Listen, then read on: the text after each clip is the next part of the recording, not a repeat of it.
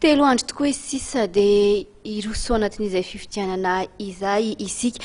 Samy manana ny fijeriny ny zava-misy amin'ny firenena moa ny olom-pirenena tsirairay avy anatin'ny fanatanterahana ny fifidianana izay. Ho an'ny parlementera tsy mirehandava dia nilaza ny tenany fa mbola tsy mipetraka ny fahatoniana na dia izany aza nefa dia tsy maintsy irosona izay fifidianana izay. Ny profesora Jean-Éric Rakotoarisoa ihany koa dia mihevitra fa na tsy lavidrera tanteraka aza ny fanomanana fifidianana dia veriny fa efa lava loatra ny krizy ary ilaina ny firosona amin'izay fifidianana izay ihany koa. Fanazavana ary.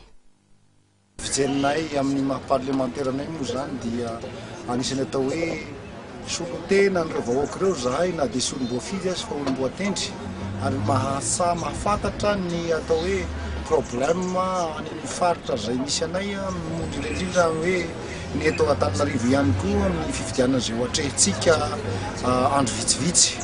Mbola sy dia tomombana asakany sy andavany ny fizarana ny karaha-pifidianana fa asiko indro kely ozy ny mpandrafitra ny manao zavatra moa tsy mora ary tsika koa dia ohatra hoe notareko masaka toy ny voalobojaza no nahatonga antsika nandray ny fanapa-kevitra rehetrarehetra anatanterahana zany fifidianana izany.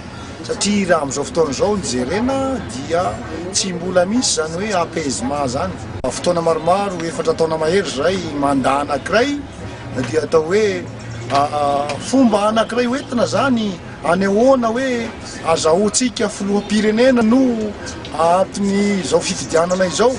Fa raha ny sosialim-bahoaka sy ny zavatra tarahin'ireo vahoaka ireo dia tsy mipaka hatrany fotony. Jerena manokana amin'izany resaka sécurité manjaka ny tsy fandriam-pahalemana isa-paritra. Ny fijery azy aloha hoe vonona ataoko hoe vonona angamba amin'ny resaka fanomanana ny resaka fifidianana na dia hoe misy ary angamba mbola hoe tsy lavorary tanteraka fa zay zany aloha ny tsara zaitsika hoe tsy lavorary tanteraka ny fifidianana ary na firenena iza na fotoana milamina ary tsy lavorary tanteraka ny fifidianana.